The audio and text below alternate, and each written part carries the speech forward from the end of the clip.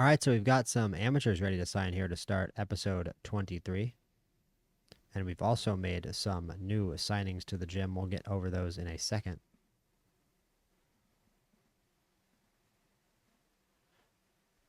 Let's see if Leroy Barry is any good, the super heavyweight. Michael Sosa going to turn pro despite having a 0-0 record. And Ray Reed, I believe, is the last of them.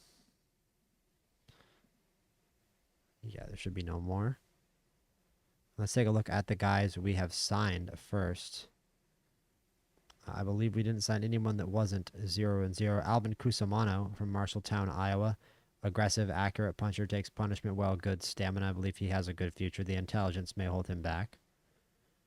Another featherweight we've brought in. Abraham Tovar, a welterweight. This is probably the best fighter that we signed. I was surprised he would even sign with us. Rough amateur record at 7-12. Don't really know how that's possible. He's an excellent fighter. Great power puncher. Very aggressive.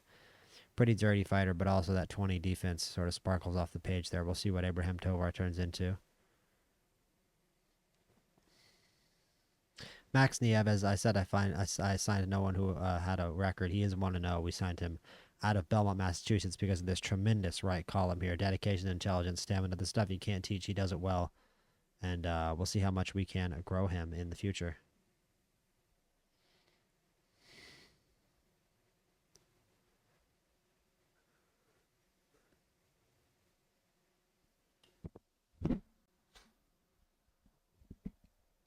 And our new amateurs, first off, Saddam Williams, and this guy looks like an excellent find. The intelligence is an 8. That's about all I can complain about. The 16 ring IQ, 11 on both the punching categories, but it'll be fun to level those up. It's pretty obvious what needs to be leveled up on Saddam Williams here. His punching.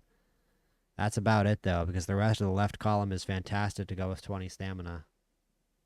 So I got to be excited here about Saddam Williams, and let's do a little bit of that leveling up. Leroy Barry, heavyweight, rough defensively. Too big to move down to cruiser, so he's just going to chill at heavyweight and see what kind of chaos he can ensue. This might be a inside guy, a clinch inside kind of dude with a 20 dirtiness. Michael Sosa, an excellent heavyweight except for the low ring IQ. Great puncher, though, super aggressive, low defense. This guy's going to be fun. This guy's going to be a lot of fun. Big punching, tough brawler with low ring IQ. He's going to get knocked out a lot. He's going to knock a lot of people out. Michael Sosa's going to have an action-packed career, methinks. And last but not least, Ray Reed. And last but not least at all, Ray Reed. 20 punching power, 15 punching accuracy, 17 defense, 20 takes punishment, 19 intelligence. Another really excellent fighter here out of Corinth, Mississippi, 8-6 amateur record for Ray Reed. Should we level up on him? Let's do the stamina. If Eric Zapata wants to sign, I'm going to freak right out. That is unbelievable. Look at the fighter we just brought in the form of Eric Zapata to the Puerto Rican gym. This guy is going to be one heck of a fighter at super welterweight. Again, no clue how he had that bad of an amateur record. 20 intelligence, 19 stamina, 20 defense, and a pretty good puncher as well. This guy's going to be a lot of fun.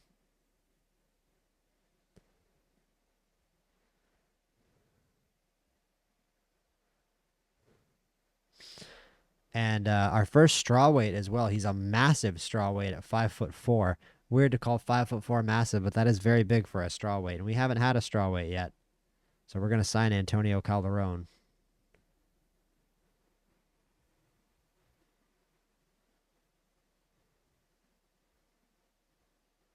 Smoke that, Yuri.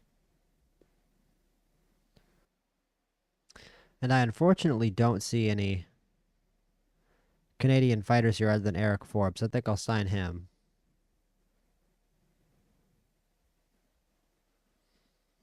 And that's going to do it for new signings for now. And in title fight news, Pavel Aldoganov defends his WBC, WBA, WBO, and ring super middleweight titles from the undefeated Geraldo Aureli. And now we head to Yusupov versus Rodrigues, and this would be Yusupov's 50th professional win with 0 losses. This would put him at the historic 50-0. If he were to see off the defensively slick Santiago Rodrigues on paper, it seems like an easy matchup for Yusupov, a much larger fighter in Rodrigues. And let's see how this goes. In round one, decent first round for the challenger.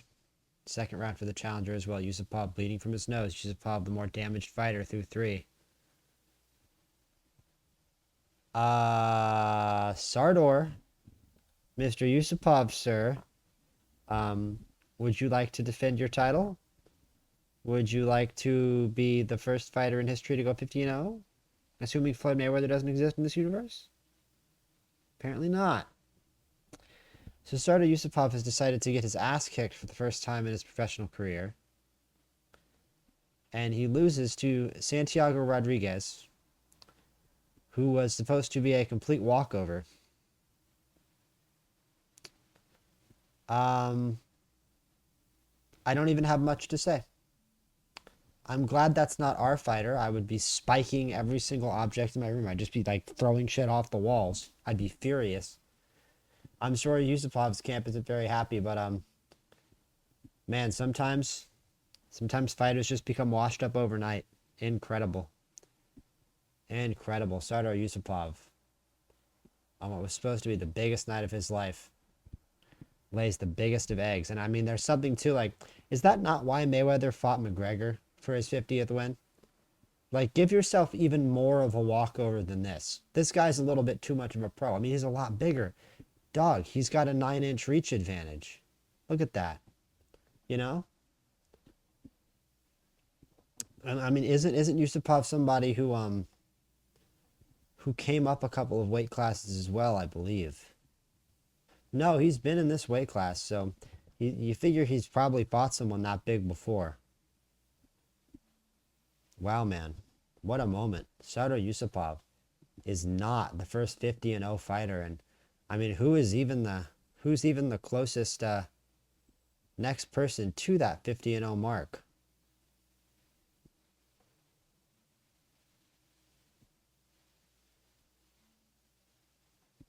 Let's see.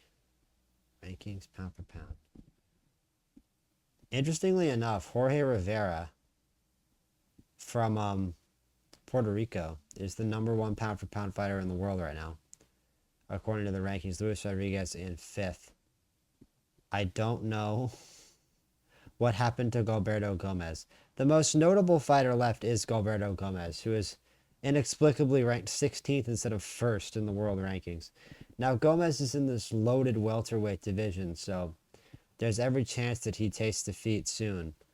It's going to be a while, I think, until we get another fighter up to 49-0. I don't think Joaquin Allen's going to do it. I remember him having pretty poor defense. Yeah, man, I don't know.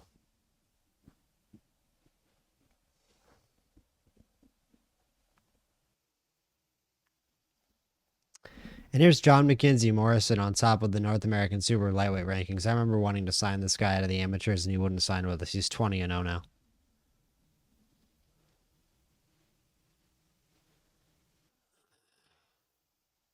Rodrigues versus Navarrete. Rodrigues, one of the top pound-for-pound fighters in the world. Let's see if Navarrete can pull off the upset.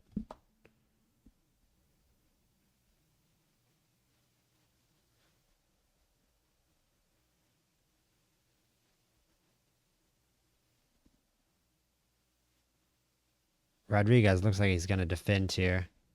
Pretty dominant so far. Big energy advantage over Navarrete, who's swarming with the last of his energy here. He's done an impressive job keeping Rodrigues from finishing him so far. But this is going to end up being nothing but a valiant effort from Navarrete, who makes the bell, but it's a dominant one-sided beatdown in favor of the still world flyweight champion Luis Rodrigues. It's a sellout. People love the heavyweights. Ortiz Adorno versus Francisco Vinces is a pretty good fight to start off the card. And a pretty action-packed first round. Good third round from Adorno. Good fourth round as well. Let's pile on pressure. Let's have a little fun here in the 5th. And it's a knockdown. Nice. Lots of energy gone from both fighters. From both combatants. Big third round. We're going to I'm going to go for broke here with this 3% of my energy. Horrible decision. As Adorno might be in line for a loss here after that. We have the only knockdown in the fight. Let's smother inside. And let's just natural style in the last round. See who gets the decision. Should be us. And it is. Unanimous decision. Oh no, majority decision. One judge had a draw. But Alberto Ortiz Adorno escapes with a win. By a majority decision. And Robert Philippone versus Maurer Ortiz.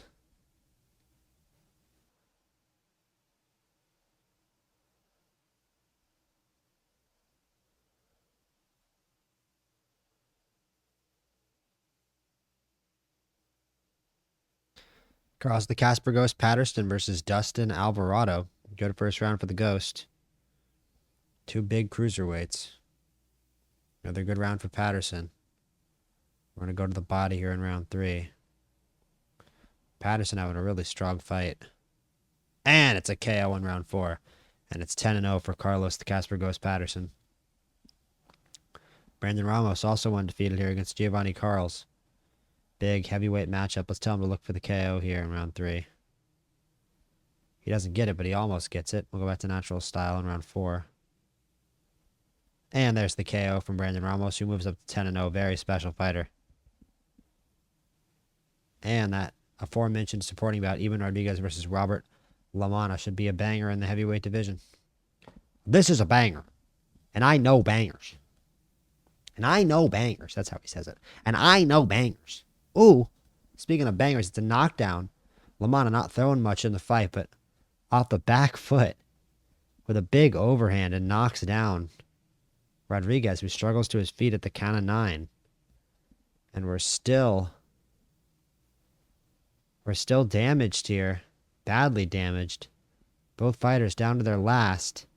And we're just trying to cling on and not get stopped here. As Lamana has come right back into this fight. We have almost nothing to say. We go for broke there and do some damage. And we win the last round, and that's going to be a tough decision. 94-92 is a weird scorecard, but we get it 3 times. And Eben Rodrigues holds on a miraculous last couple of rounds to dig it out with no energy left. Dominated the first 2 rounds. Then that knockdown completely changed things for Lamana, who won every round until the 9th, and then that go for broke just ended up working out for us in the 9th, and we win the 10th as well off the momentum. And Eben Rodrigues, I was about to say keeps his undefeated record, but he's got a loss. And let's see here. He's a popular fighter. He's an excellent fighter. Obviously. What do we level up here? Let's do chin. He's a heavyweight. Nah. Takes punishment. Nah, takes punishment. Yeah, he's got this KO loss back here. That's it. He's on a winning streak right now. So progress seemingly resumed for Eben Rodrigues from his setback. And it's time for the main event. Ricardo Cotrill versus Joaquin Benegas in the heavyweight division. An accuracy puncher versus a power puncher for the North American heavyweight title, which I believe is held by Benegas. So Ricardo Cotrill looking for his first career piece of silverware. We're going to look for the KO. We don't get it. It's a damaging first round. Big shots from both combatants. Also a big second round. And a lot of damage in the third round from Benegas. We're going to tell Cotrill to jab and move with it. So much action in this fight. So much damage. And there's a bit of a slow round there. Now we're going to go to the body. See if we can tire Benegas out a little bit. No such luck. Let's jab and move while we still have the energy. Try to win a round. Probably didn't. We got to go for broke now. And then just try to tire him out for the rest of the fight. And going for broke! Cotrill goes for broke and gets the stop! Ricardo Cotrill always has the tactics, man. And Ricardo Cotrill is the new North American heavyweight champion. What an achievement by Ricardo Cotrill, and what a round for him to swarm back and get the win. He didn't even outstrike Benegas, but those power shots, man, they made all the difference. Those desperate shots with the last of his energy absolutely bruised and knocked out Benegas. And what a win there for Ricardo Cotrill. This is Rampaging Ricardo Cotrill, baby. Rampaging. Yes, sir. Rampaging across the ring. Now our second most popular fighter, 1.5 million fans. The Rampagin one. You heard of Cajun? He's Rampagin. Entirely new ethnicity being invented here for Sir Ricardo Cotrill. Wow, and look at this. James Ray losing to Joe Louis Garcia. A prospect from Brooklyn Garcia who we looked at who ended up getting picked up by our rival promoter VE World of Boxing.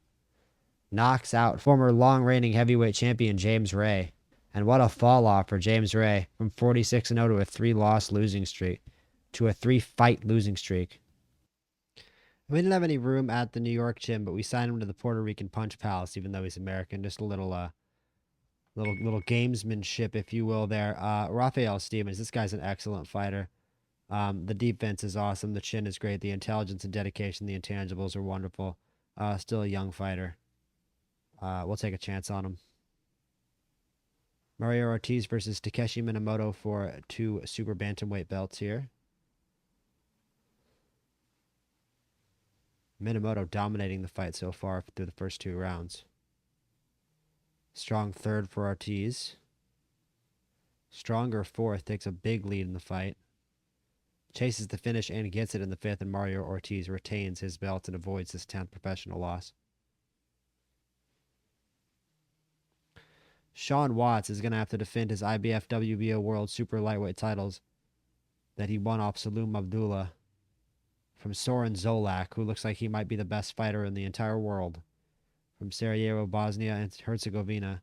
In typical Eastern European fashion, he's 36 years old despite a 25-fight professional record, so a relatively short professional career for a fighter of his age, only recently rising to title level in the WBO, so this will be a unification fight. This guy deserves a lot more recognition. As I said, he is probably one of the best fighters on the planet. He should easily win. Action-packed first round that he does not win. He wins round 2, though. Gets a knockdown in round 3, but it's still a close fight. He's taking a lot of damage in round 4. Takes damage in round 5, but gives back. Even round 6. Good round 7 for Watts. Watts might be winning this fight on some scorecards. This is a very even fight. But Zolak gets a win there and has all the energy. But it's an excellent fight back round from Watts. Let's watch this on fast. This is an instant classic, man. Try to score it. Look at how even the punches are, and look at how many punches there are. Just on pure stats alone, this may be one of the best fights we've seen. Zolak still pouring forward. It's going to be hard not to give him a decision after a round like this. But Watts, trying to make his case, wobbles Zolak there at the end of the round. Zolak can definitely chase a finish here, though. That is within reasonable possibility, but Watts damaging him back. Watts doing good work here. If he steals the last round, I mean, try scoring this fight. But Zolak wobbles him and gets the knockdown, and that might seal it. Watts needs to get up, though, and he doesn't. Oh, man, we're never going to know now what the scorecards may have been. Zoran Zolak takes care of business and knocks out Sean Watts with 52 seconds left in the 12th. And let's see. Wow, he was up by 1 point. Like I said, that knockout might have sealed it. That knockout might have, the knockdown, if he would have gotten up, it could be that he would have won the fight by 1 point just because of that knockdown. That's how close of a fight we were talking about. That was a classic. Sean Watts from Stony Brook University. A local product, I guess. I thought he was British. His name is Sean Watts. And Hoon and Turba are going to have a rematch. That's not this week, though. Oh, that's in 3 weeks. Wow. That's not for a while. Ding Dong Crispin. Your new favorite fighter. And check that out. Eben Rodrigues versus James Ray. How's that? I'm going to step up for Eben Rodrigues. James Ray on a losing streak, but man, he's still James Ray. This is going to be an absolute classic, I think. Eben Rodrigues, I mean, it does seem a little early, but let's see.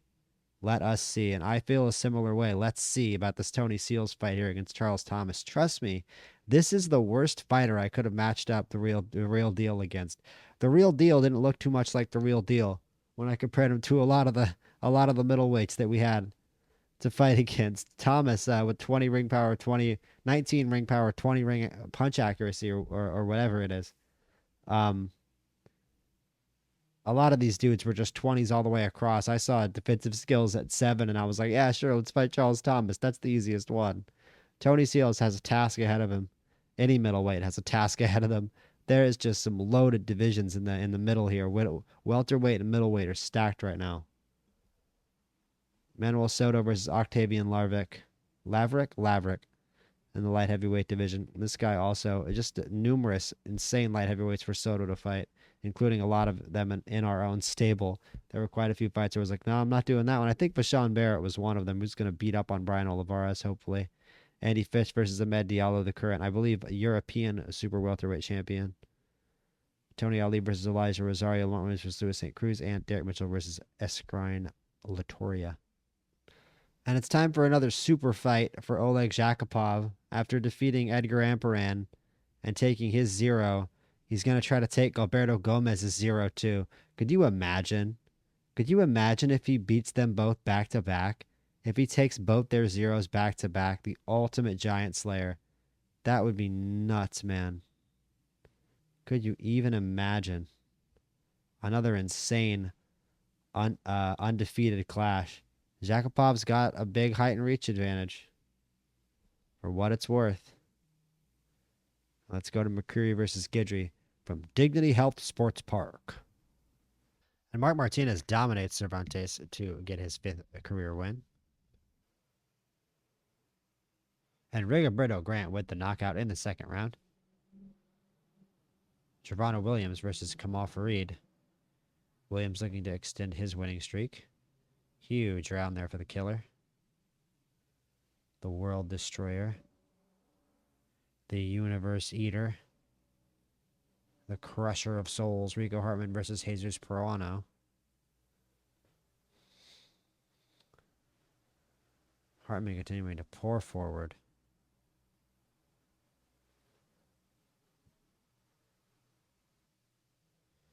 Come on.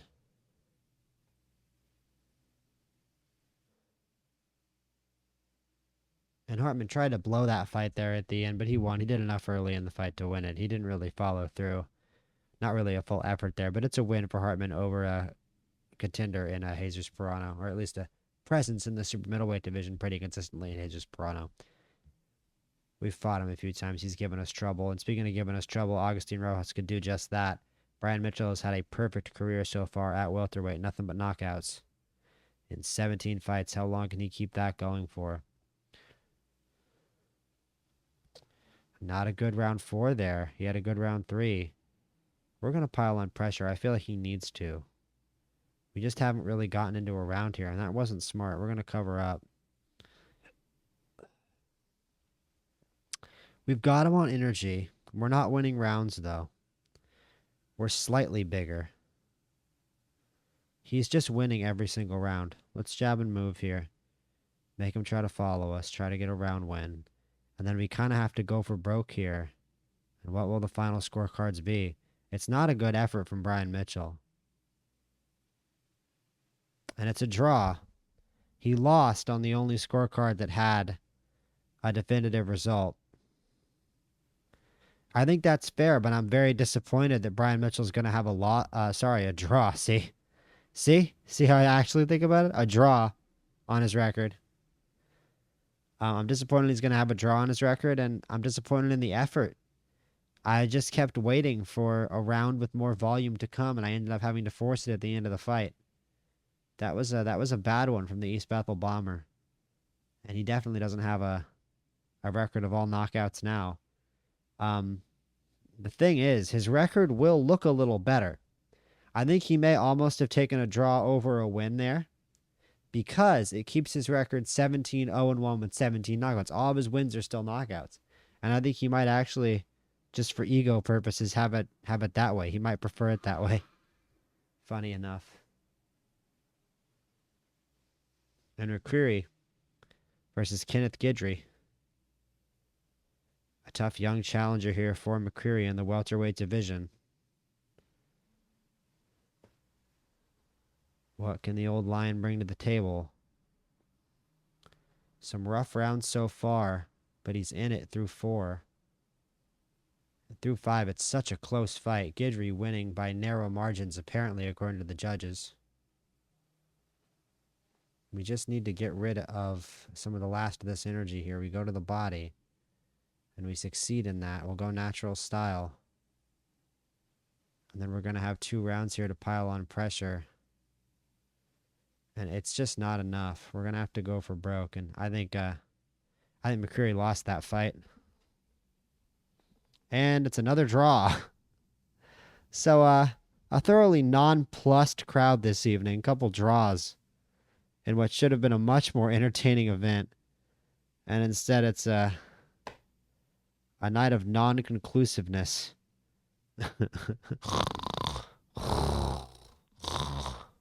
Next! Joe Hoon versus Alexander Turba 2 is what's next. Hopefully this will be a little better and a little more conclusive, huh?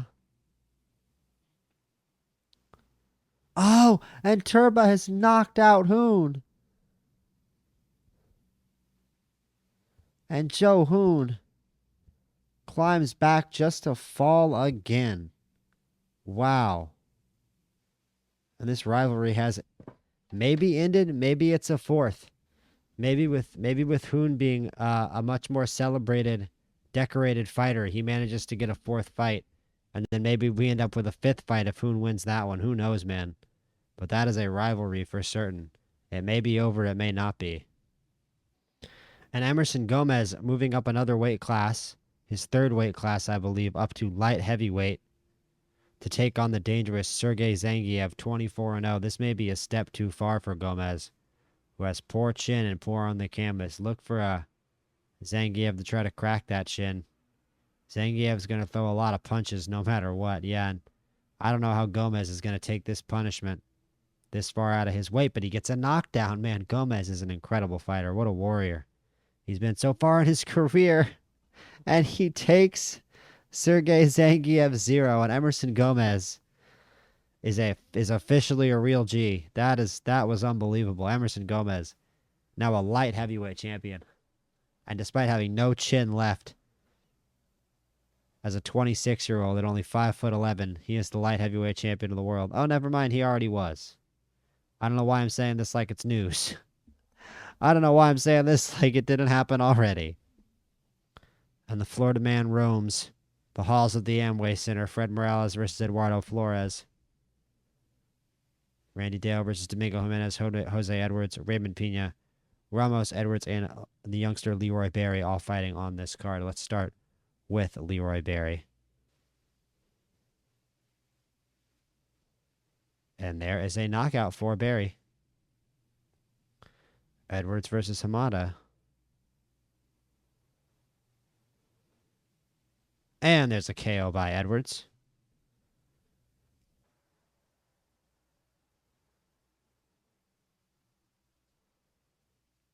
Ramos had a tough fight so far and needs to impose himself here in rounds 9 and 10 to get the win. Good round 10, and never mind, it wasn't that close.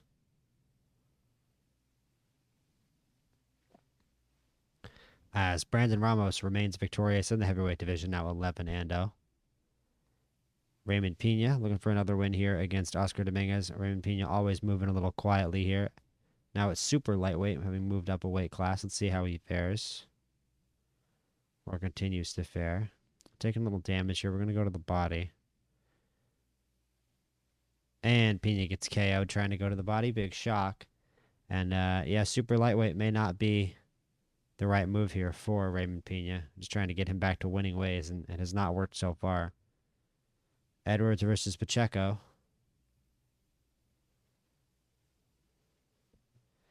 Bad second round for Edwards. I don't like this. Pacheco. Big volume. We're going to cover up. Stops the fight. Back-to-back losses. Never like to see that. And an awful performance by Jose Edwards. I mean, what was that? He really didn't show me anything there. I'm starting to think about cutting Jose Edwards. He was a very promising prospect at the beginning, but man, he has struggled mightily. And yeah, I mean, his trademark seems to be lackluster performances at this point. His record is still very impressive, and he's still ranked pretty high, so we're going to keep him. But for the record, I have very little faith in him. I have very little faith in him. Why would I? Randy Dale versus Domingo Jimenez.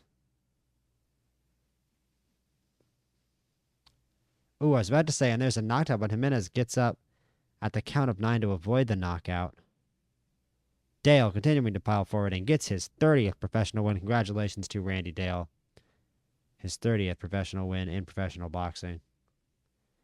And the headlining fight of the night, the undefeated North American super flyweight champion Fred Morales taking on the challenger Eduardo Flores.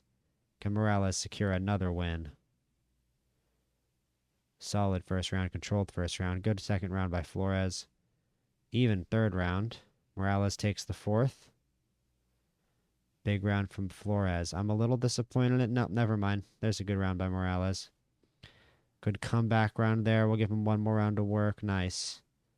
Now I'm gonna pile on pressure actually here in this round. Okay. This is a pretty even fight, man. We're winning though.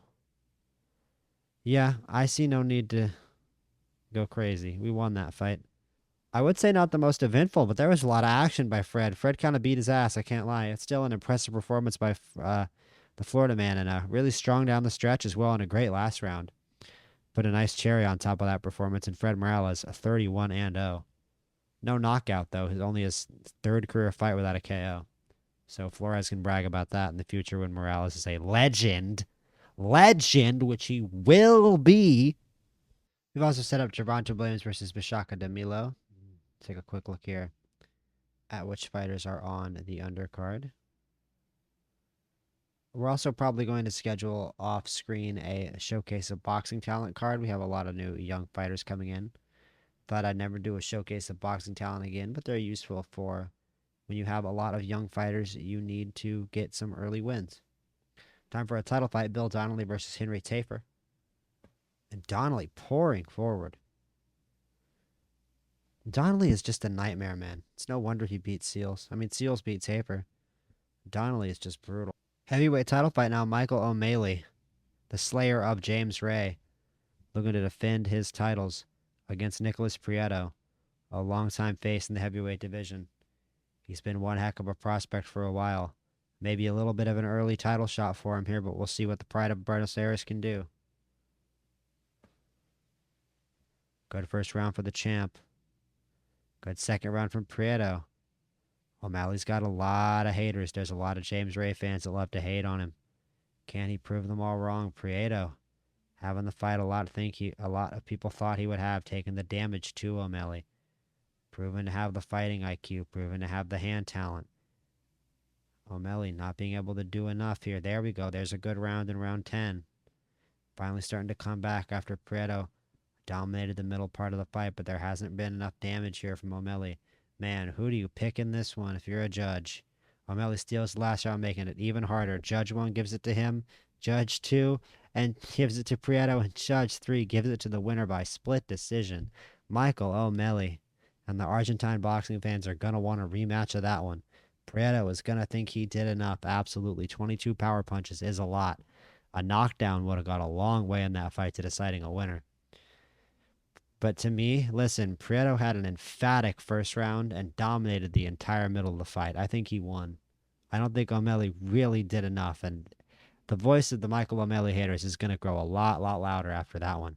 And by that, I mean, I'm kind of a Michael O'Malley hater. Also only 11 KOs. Michael O'Malley has Gervonta Williams' name written all over him, huh? Gervonta Williams is just licking his chops. And this card's going to be a banger. I can't believe this only sold out a quarter of the venue here at the Showboat Resort and Casino. The real fans of boxing, the real super flyweight fans know Max Rice versus Michi Sanchez is a certified banger. And Alberto Ortiz Adorno versus Victor Hugo Ramirez if you like Latin American fighters with 3 names. This is the fight for you. Mitchell versus Cortez, Barboza against Loros, Martinez, Vasquez, and Williams versus Parker to round it out. Let's go. Williams wins the first 3 rounds over Parker. And gets the KO in round 5 for his first professional win.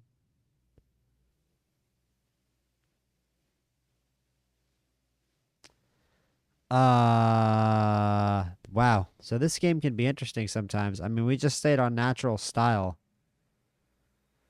And after dominating the first 2 rounds. The undefeated Mark Martinez loses his undefeated record because this random guy who can't punch and has no chin just wailed on him for 2.5 minutes, and Mark Martinez is now 5-1. Okay.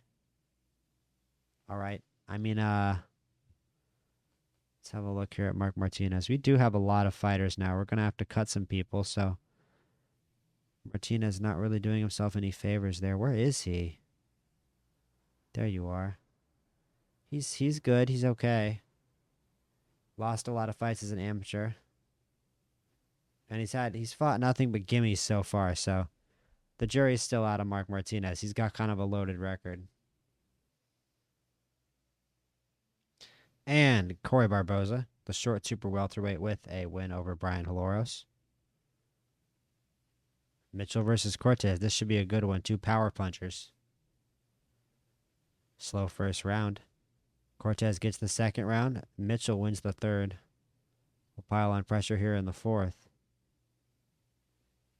Ooh, and it's a knockdown for Cortez. And it's a knockdown for Mitchell. This is an action-packed fight. Round 8. Mitchell gets the win in that round. We'll pile on pressure with the last of our energy in round 9. We almost get the finish. Can we get the win? No, and who won that fight? 94-92, 94-91, and 95-91. Darius Mitchell, wiping a little sweat off his brow in nervousness, gets the unanimous decision win. His 21st career win. And triple name versus triple name. Alberto Ortiz Adorno versus Victor Hugo Ramirez. 2 bantamweight vets going at it. Crazy first round. Crazy second round. These 2 guys don't like each other very much, and by a technical knockout, it's Alberto Ortiz Adorno. 2 minutes into round 3, as our guy gets the win, and Max Rice and Michi Sanchez are about to fire off a classic in the super flyweight division, methinks. Action-packed second round. Big third round. Let's tell Rice to get inside. That's his game. This is such a scrap, man. Sanchez and Rice in and out. Both such pressure fighters, both known for providing a lot of volume. Such crazy competition. Let's smother inside here. Try to burn off the last of Sanchez's energy. Pretty much. And now we've got him empty, but we're damaged. 2 more rounds. And Max Rice is going to try to pile it on. And he gets a KO. I didn't expect that at all. But it was a lot of accumulative damage on Michi Sanchez over the fight. And that was a very impressive professional effort there from Max Rice, who's proving over the course of his career that you don't need 20s in everything. 15 is a good number in a lot of stats. And he isn't really bad at anything. And that makes him a good fighter. And oh man, do we have action tonight. We have Tony Seals and Eben Rodrigues versus James Ray. How about a night of fights? Manuel Soto, Andy Fitch, Tony Ali. So many great fighters on this card. So excited to get this one going. Mitchell against Latoria. Can Derek Mitchell continue his solid start to his professional career? The Northgate's New York native. Almost gets the KO here. It's a 6-round fight and he's dominating it. And there you go, Derek Mitchell wins that 6-round fight by 6 rounds. That's what you like to see. Lamont Williams, the veteran, and he gets knocked out in 1 punch. Uh-oh. Well, he throws 1 punch and then gets knocked out by Luis Santa Cruz. And could the death knell be ringing for Lamont Williams? Let's take a look here. Might be time to do some soul searching here on Lamont Williams, one of the originals at the company. For sure a veteran, but it's been a struggle lately, man. He's 33. This takes punishments down. His chin is down. We got a lot of young kids coming in. This is it. Put your hands over your hearts. It's been a pleasure, Lamont Williams, but this is it.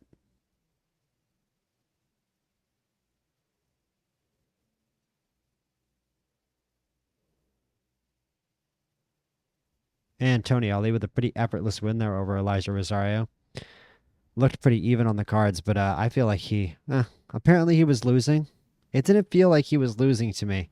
It felt like he was in every round, but he was losing them narrowly. But whenever he gets the knockout, I'm not surprised. I was never nervous. It's weird that it looks like he was losing this fight here from these stats. But yeah, Tony Ali with a win. Never really scared me. Fitch versus Diallo. Diallo, an accurate puncher. Can he piece up an Andy Fitch who has proven to be a little prone to damage? Nope. No, Andy Fitch is going to get his 30th professional win. And Andy Fitch, wow. Round of applause. Andy Fitch, 30 pro wins.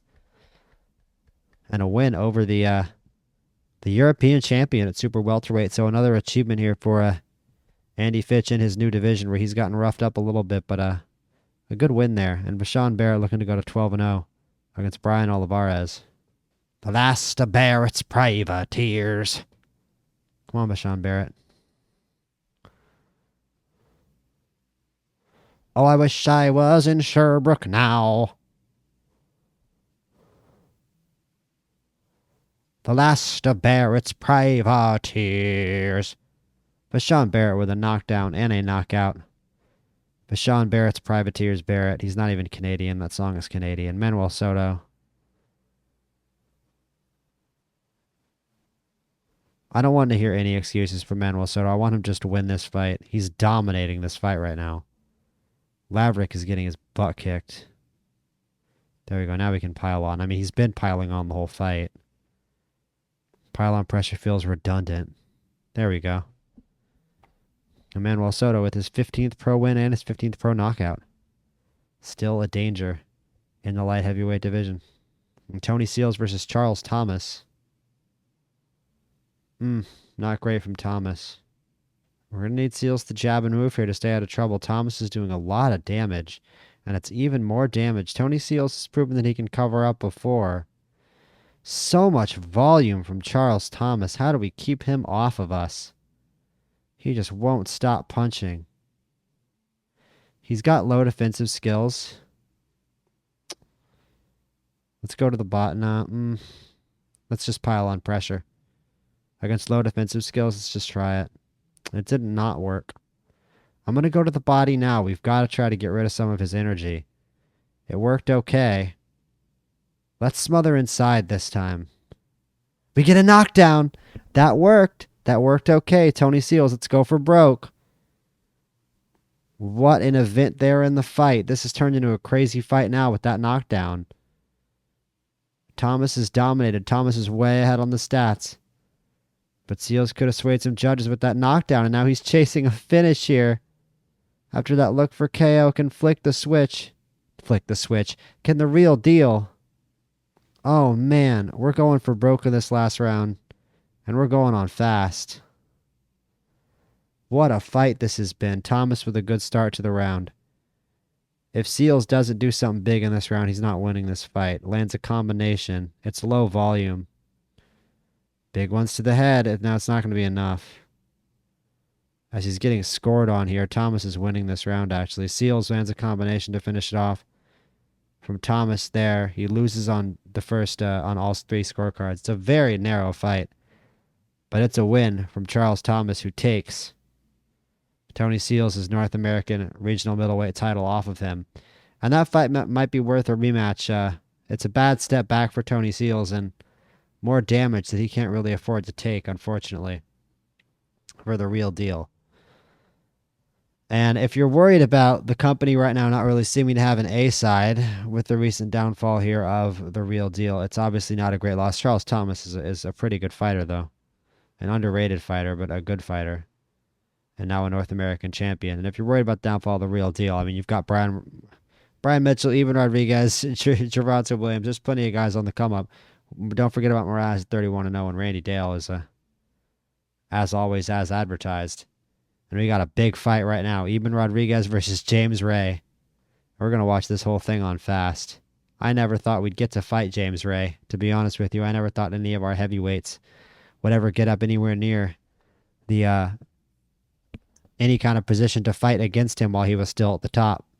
But he's not at the top anymore on a 3-fight losing streak. And can Eben Rodrigues take advantage, or will James Ray show that he is still world class? It's a good start for Eben. And now Ray landing big shots. fast start to this fight. Two determined heavyweight warriors. So even. And Eben Rodrigues finally taking more damage than James Ray. Showing off there in that first round. What can Rodrigues do in round 2? Can he get into the fight? He had a good start to the first. Okay, start to the second. Little lower volume. Big shot to the body there from James Ray. James Ray, such an effective puncher. Scoring big as Eben Rodrigues lands. Good counter punching as well.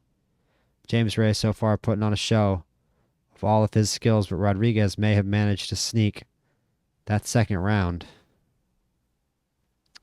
Rodrigues lands big to start the round. It's a slow start to round 3 here.